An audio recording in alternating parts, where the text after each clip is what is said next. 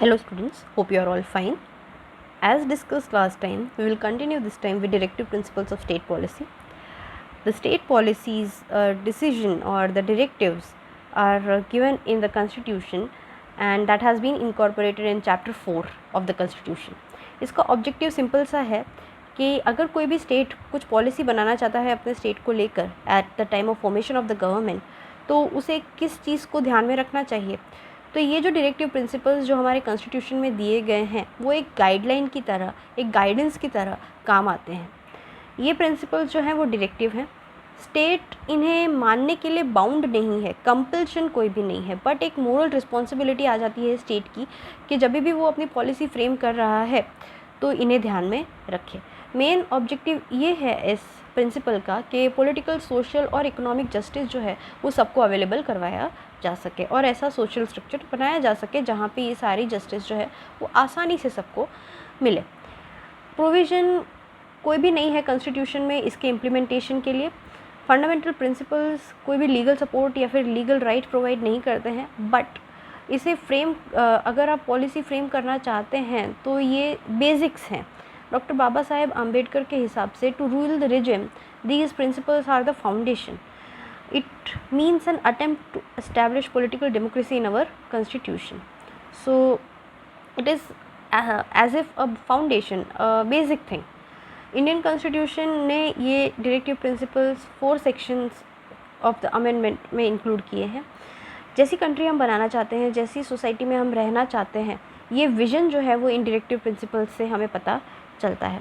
ये actually guidance है, ये एक्चुअली डायरेक्शन है जो कि कॉन्स्टिट्यूशन ने स्टेट और यूनियन गवर्नमेंट को दी हुई है ताकि वो ये पॉलिसीज़ को अडॉप्ट कर सकें और ऐसी सोसाइटी बना सकें जो कि अनबायस्ड है, किसी भी एक पर्टिकुलर रिलीजन को या फिर रीजन को या फिर किसी भी एक पर्टिकुलर पर्सनल ग्रुप को फॉलो नहीं करती है. प्राइमरी एम यही है कि सोशल सिस्टम ऐसा बनाया जाए जो कि सोशल, पॉलिटिकल और इकोनॉमिकल जस्टिस को फॉलो करे. ये प्रिंसिपल्स इसी के ऑब्जेक्टिव्स को प्रेजेंट करता है जो कि प्रियम्बल में दिए गए हैं. अब ये प्रिंसिपल्स जो है वो वेरियस सेक्शन में डिवाइडेड है. इसमें से सबसे पहला जो है principles related to economic policy. अगर कोई भी स्टेट या फिर सेंट्रल गवर्नमेंट इकोनॉमिक पॉलिसी से रिलेटेड इकोनॉमिक पॉलिसी बनाता है तो उसमें कौन से प्रिंसिपल्स फॉलो करने चाहिए, क्या क्या इंक्लूड करना चाहिए. तो number 1, equal distribution of wealth and resources among all classes for the welfare of the citizen. मतलब क्या कि आपके स्टेट का, आपके कंट्री का जो भी वेल्थ है, जो भी रिसोर्सेस हैं, वो सारे सिटीजन्स के बीच में एक जैसे मिलने चाहिए. ऐसा नहीं होना चाहिए कि कोई एक पर्टिकुलर ग्रुप को आप आसानी से वो वेल्थ या रिसोर्सेज प्रोवाइड कर रहे हो और बाकी के उससे डिप्राइव रह जा रहे हैं. ऐसा नहीं होना चाहिए.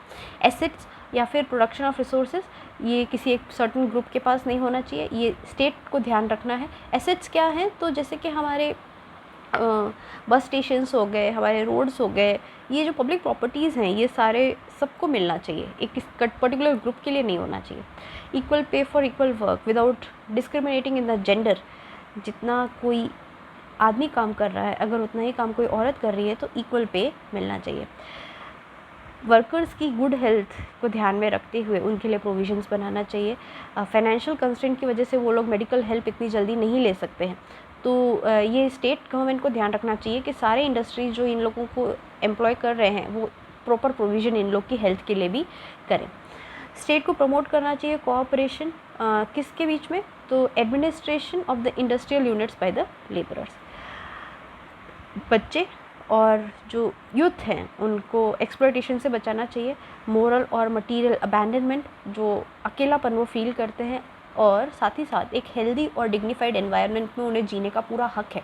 तो ये जो प्रिंसिपल्स हैं ये स्टेट गवर्नमेंट को लागू करने चाहिए. Relief and leave at the time of delivery that should be provided to the women. Workers insurance, bonus, maternity leave, gratuity और बाकी के जो लीगल राइट्स हैं ये सारे के सारे पॉलिसी में इंक्लूड होने चाहिए. किसकी पॉलिसी में, तो ऑर्गेनाइजेशन की पॉलिसी में. एग्रीकल्चर और एनिमल हस्बेंड्री को मॉडर्न और साइंटिफिक लाइंस पे ही ऑर्गेनाइज करना चाहिए. काउस के स्लॉटर पे या फिर और किसी मिल्क प्रोड्यूसिंग कैटल के स्लॉटर पे रोक लगानी चाहिए, बैन लगाना चाहिए. उसके लिए एक ड्राफ्ट प्रिपेयर करना चाहिए. Equal legal rights should be provided to all. इसीलिए स्टेट को फ्री लीगल सर्विसेज जो लोग लीगल सर्विसेज लॉयर्स को अफोर्ड नहीं कर सकते हैं, उन लोगों के लिए फ्री लीगल सर्विसेज स्टेट को प्रोवाइड करनी चाहिए, ताकि वो लोग भी आसानी से जस्टिस पा सकें. So this was the first policy. Next policy we will complete in the next session. So till then, take care. Bye bye.